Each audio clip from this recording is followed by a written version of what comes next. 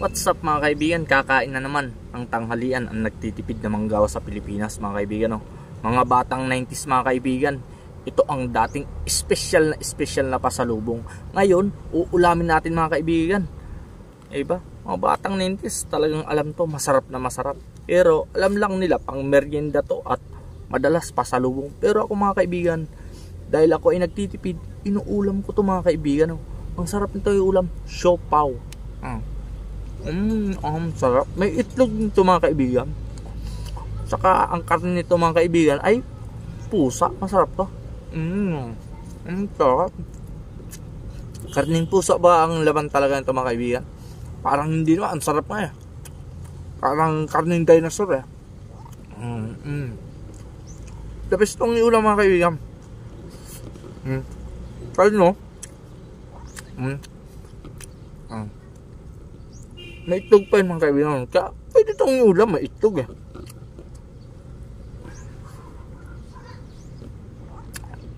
Alam nyo, mga pagkain sa Pinas, maraming pwede yan. Pwede ulam, pwede nga itong pampulutan eh. Pwede pang regalo sa Pasko. Pwede pang regalo sa Valentine's, no? Pwede pang handa sa kasalan. Pero tayo, pang ulam lang. Ang isang piraso nito mga kaibigan ay 12 pesos. Kaya tipid tayo. 2 piraso, special na. Masarap pa, 24 pesos lang. Kung para bibili tayo ng masarap na ulam, special na ulam sa kainan, 65 mo ko, kunti pa, 65 pesos. Dito ko na lang. Karne din ito mga kaibigan. Kaiba pa ang lasa. May tanghalian ka na. May merienda pa. Ang sarap. Siopaw na masarap. The best. Ang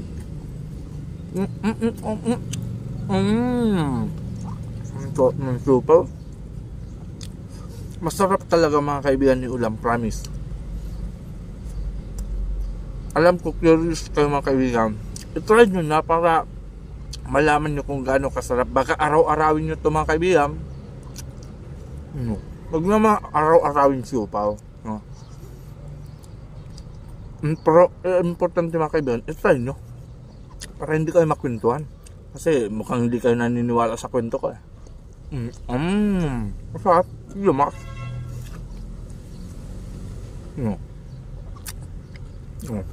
Oo. Yung itlog pa. May itlog dyan. Yung puti na itlog.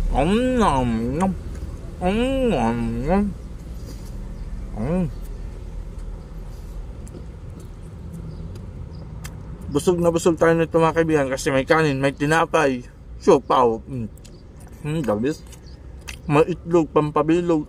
Grabe. Healthy lagi mga kinakain natin mga kaibigan. Healthy na, tipid pa. Special na, masarap pa to the max. Enjoyin ko muna yung sahod ko ngayon na medyo marami-rami pa akong pera. Para sa akin mga kaibigan, pag bagong sahod ako kahit 4,500 yan, para sa akin mayaman ako yan. Mayaman ako yan. Pero pag nakasahod ako ng 5,000, ay super yaman ko na yan.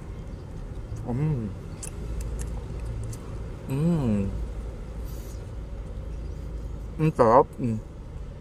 May itlog na naman.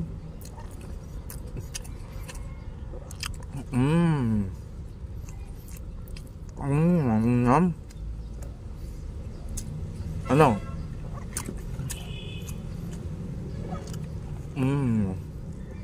Ang sarap. Simula pa lang ng unang linggo ng Disyembre mga kaibigan, medyo relax pa tayo. Sa trabaho, wala pang masyadong pressure.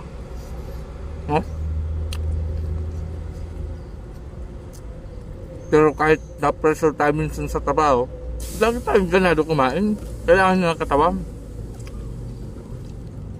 Kasi yung iba pag napapagalitan, napipressure sa trabaho, na-stress, walang ka na kumain. Kakasakit kayo niya. Ito, final oh. Ito oh, final na subo oh.